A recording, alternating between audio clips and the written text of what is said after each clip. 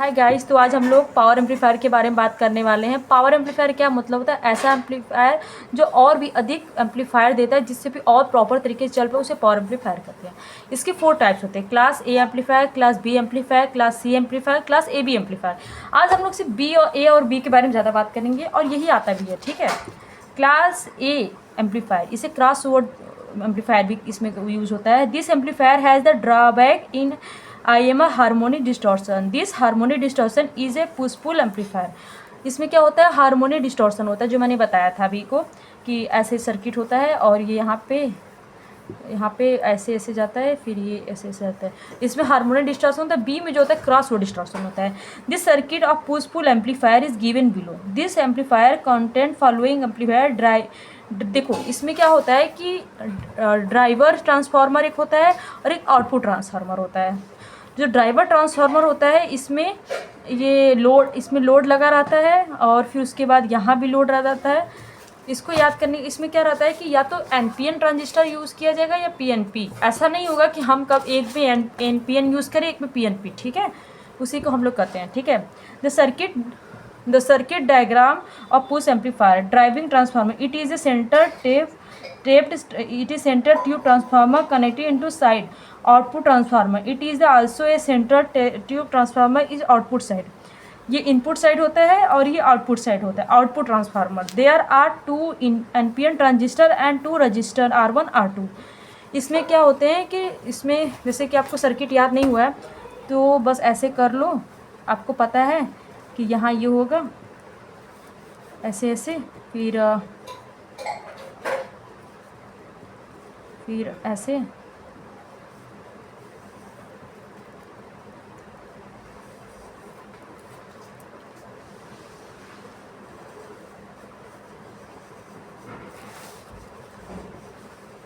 इसमें क्या होता है, यहाँ भी ऐसे लगा रहता है, ठीक है।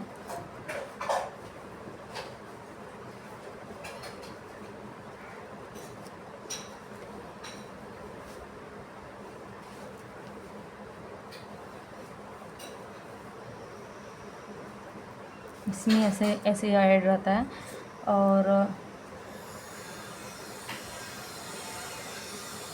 इसमें ऐसे रहता है, और ये VS1 और VS2 रहता है, और प्लस रहता है, माइनस रहता है यहाँ R1 R2, और ये NPN यूज़ किया गया है। देखो,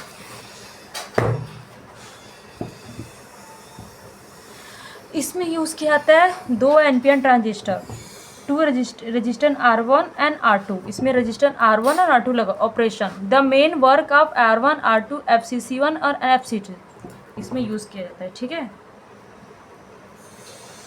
it is stable on Q point. Case 1 I1 plus 1 half cycle, the plus half cycle is a output voltage, VSN is second voltage. मतलब क्या होता है कि ये जो प्लस होता है ना, ये जो प्लस होगा इसके चक्कर में ये हाई FV देगा, ठीक है। ठीक है, ये there for transistor T1 is more, F1 will be T2 less than F2 is increasing the output current T1 equal to the difference between I1। देखो IL इक्वल टू क्या होता है, N1 N2 IC1 minus IC2। ये इसका formula होता है, ठीक है।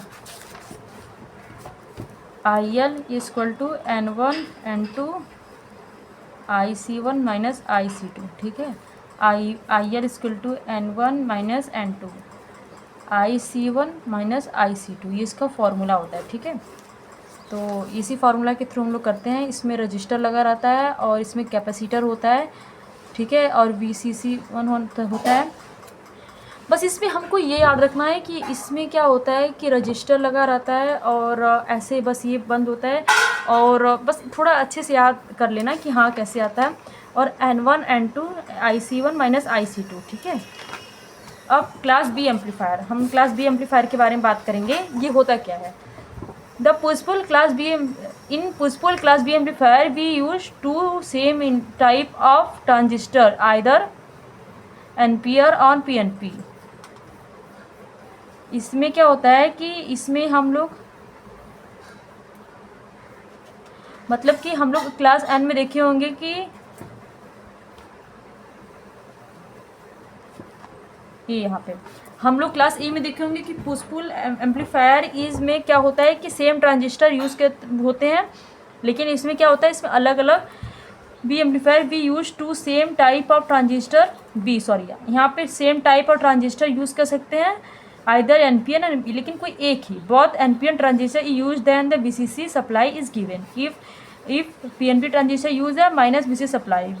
If we draw the complementary symmetry class B amplifier, then we one NPN transistor is PNP and NP, ठीक है। इसमें क्या होता है, हम लोग जो क्रॉस और डिस्टॉर्शन में क्या होता है कि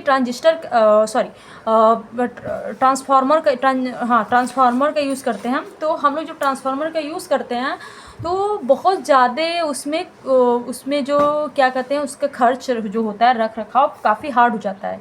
तो इसीलिए हम लोग क्रॉस ओवर को छोड़ के कम्प्लीमेंट्री सिमेट्रिक का यूज़ करते हैं। इसमें क्या होता है कि इसमें जो हम लोग करते हैं ना, इसकी वजह से क्या होता है कि हम लोग कैपेसिटर का यूज़ करके भी हम लोग इसको कर लेते हैं। लेकिन इसमें बस यही दिक्कत होता है क्लास बी एम्पलीफायर में, अगर हम लोग कम्प्लीमेंट्री सिमेट्रिकल से करेंगे तो बस यही दिक्कत होता है कि ये जो होता है ये क्रॉस ओवर डिस्टॉर्शन करता है। क्रॉस ओवर डिस्टॉर्शन मैंने आपको बताया कि यहाँ पे क्या होता है कि ऐसे जाएगा लेकिन ये ऐसे जाएगा, यहाँ के बीच में क्रॉस रहेगा, उसे क्रॉस ओवर डिस्टॉर्शन कहते हैं हम, ठीक है।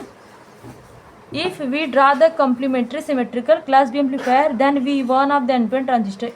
In NPN transistor, we give plus VCC supply, and NPN transistor we give minus VCC supply in complementary symmetrical.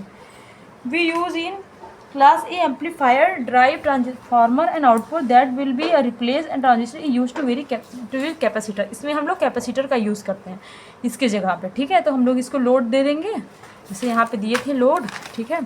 फिर ऐसे कर देंगे, फिर यहाँ से ये दे देंगे NPN PNP।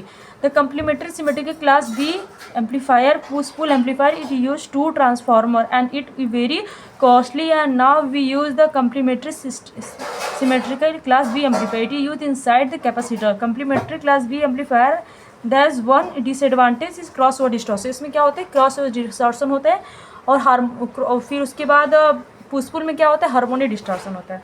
Cross over distortion मैंने आपको बताया, ठीक है। उसके बाद हम लोग बात करते हैं सी एम्पलीफायर क्या होता है। सी एम्पलीफायर क्या होता है कि जो इसका इनपुट होता है, इसका हाफ साइकिल होता है, उससे भी कम टाइम में ही ऑन हो जाता है। क्लास बी एम्पलीफायर ही ट्रांजिस्टर ओनली इनपुट सिग्नल के हाफ साइकिल से ही कम टाइम में वो ऑन हो जाता है। ट्रांजिस्टर कंडक्ट करता है only when input signal is voltage how and low, then it is use to RMS equal to VPP upon √2, ठीक है। RMS जो होता है VRMS equal to VPP upon √2, VPP upon √2, ये होता है इसका फॉर्मूला, ठीक है। इसमें क्या होता है कि हम लोग कम में ही इसको डिस्टॉर्ट कर लेते हैं, मतलब कि आई होप आपको वीडियो समझ। Thank you so much for watching my video.